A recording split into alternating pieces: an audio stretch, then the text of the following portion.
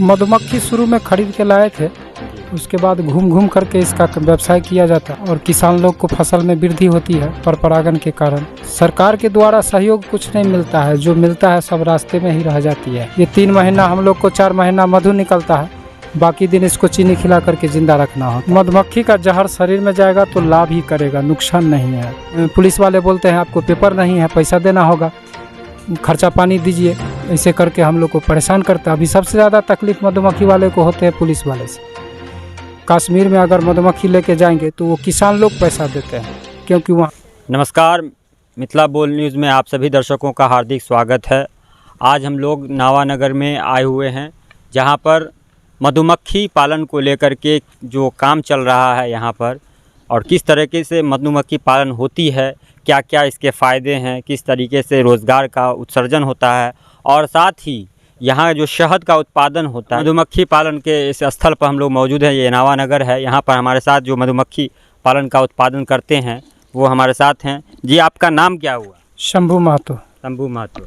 आप जो ये उत्पादन कर रहे हैं, इसका कैसे क्या प्रक्रिया, ये थोड़ा हम लोगों को बताएंगे। मधुमक्खी शुरू में खरीद के लाए थे जी। उसके बाद घूम घूम करके इसका व्यवसाय किया जाता है।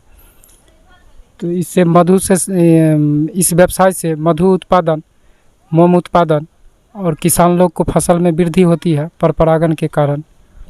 यही व्यवसाय हम लोग कर रहे हैं। शहद जो है, इसमें आप बता रहे थे कि शहद जो है इसमें कच्चा निकलता है और उसके बाद जो है उसको फैक्ट्री में, तो ये सब क्या प्रक्रिया है इसका? हम लोग का मधुमक्खी जब शहद लाती है तो निकाल लेते हैं, तो ज़्यादा दिन इसको छोड़ते नहीं हैं, क्योंकि अगर ज़्यादा दिन छोड़ेंगे तो लाभ नहीं होगा। इसको पका नहीं पाती है, जिसके कारण कच्चा होता है। इस शहद को लेकर के फिर फैक्ट्री जाती है तो वहाँ गर्म करके इसमें जो पानी का अंश है वो हटा दिया जाता है, तो ये टिकाऊ हो जाती है। आपका घर कहाँ हुआ? उजियारपुर। उजियारपुर समस्तीपुर ज़िला में। जी। आप जो है उस ज़िला से यहाँ आकर के, ये दरभंगा ज़िला का अलीनगर स्थान है और दावानगर में है, तो यहाँ पर जो आप ये उत्पादन कर रहे हैं, तो इस पे जो भूस्वामी है उसके साथ आपका क्या मतलब है? उनका तो ज़मीन परतीय न रहता है जी। तो उनको खाने के लिए शहद देते हैं जी जी। अब कोई आदमी बोलते हैं कि नहीं हम शहद नहीं लेंगे, तो उसका पैसा दे देते हैं। सरकार के द्वारा कोई सहयोग आपको इस उत्पादन में?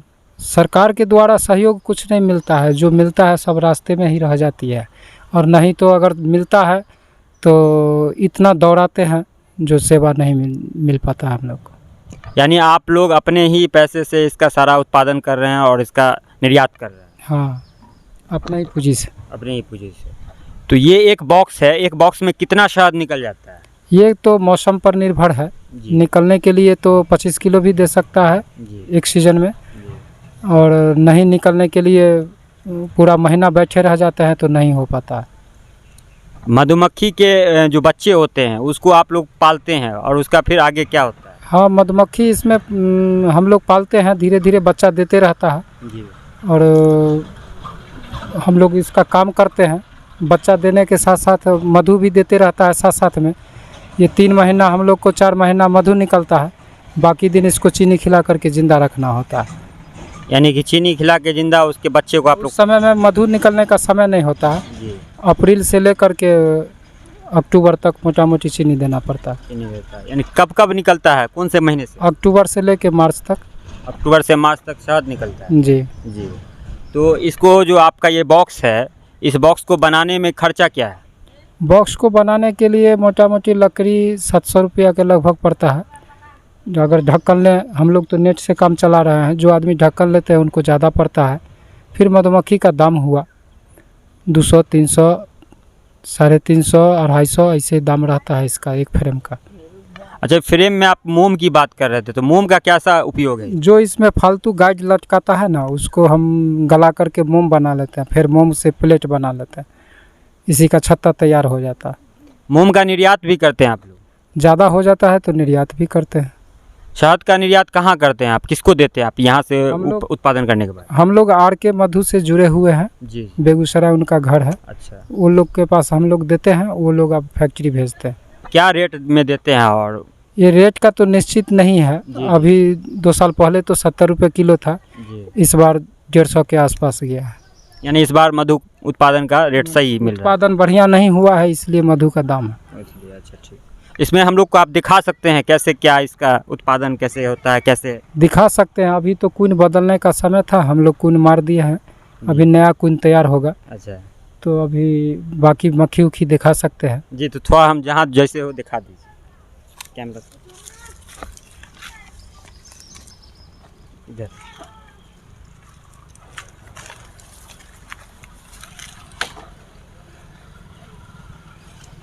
आप देख सकते हैं यहाँ पर मधुमक्खी को किस तरीके से इस प्लेट में किस छाया हुआ है पूरा, और ये शहद के लिए निषेचन की क्रिया जो चलती है मधुमक्खी के द्वारा, ये देख सकते हैं। बहुत ही मेहनत का काम है और मधुमक्खी उत्पादन करना। सवाल आपसे इसमें जुड़ रहा है कि अगर यहाँ पर मधुमक्खी काटती है तो उससे कुछ ज़्यादा खतरा भी पैदा होता है? मधुमक्खी का जहर शरीर में जाएगा तो लाभ ही करेगा, नुकसान नहीं है। लेकिन एक थोड़ा सा है कि जब काटेगा तो फूल सकता है आपको, हमको नहीं फूलेगा, हमको तो अभ्यास हो गया है।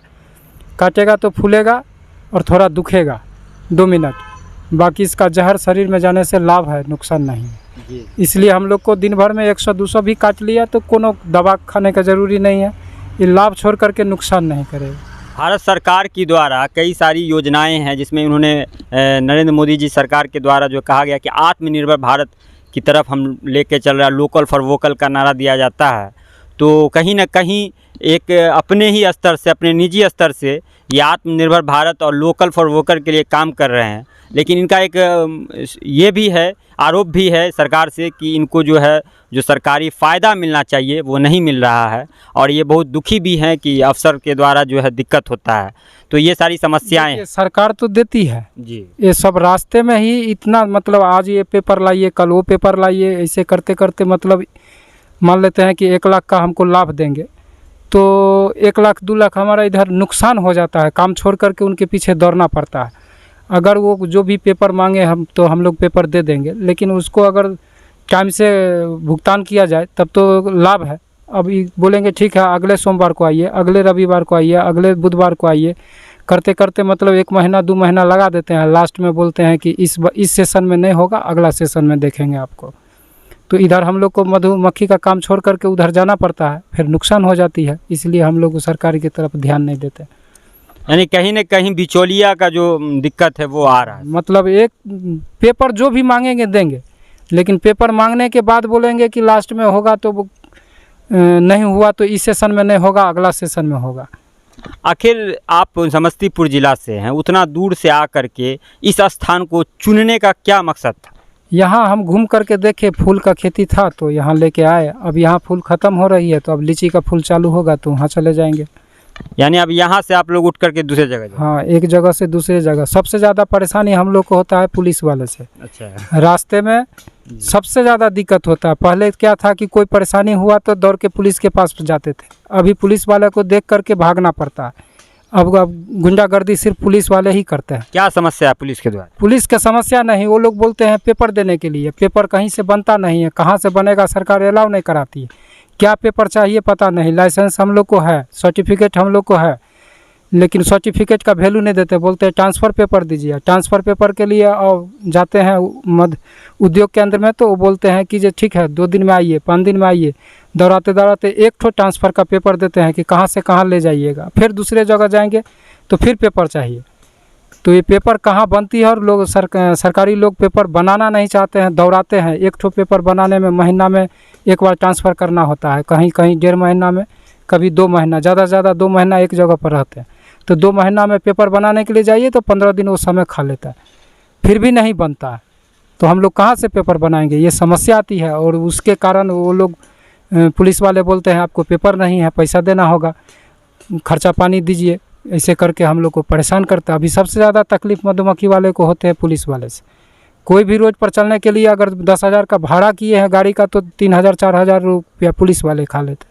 और रास्ते में एक ठो तो थाना पड़ता नहीं है जहाँ पर 100-200 रुपया दे के चले जाएंगे, सीधे बोलते हैं 1,000 दीजिए, 500 दीजिए।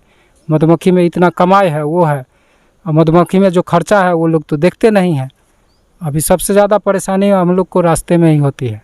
अच्छा, आपने खर्चा की बात की, आपने कहा कि पुलिस के द्वारा बहुत सारी समस्याएं उत्पन्न होती है, तो खर्चा आपको लगभग कितना इसमें एक सीजन में आपको पड़ जाता है?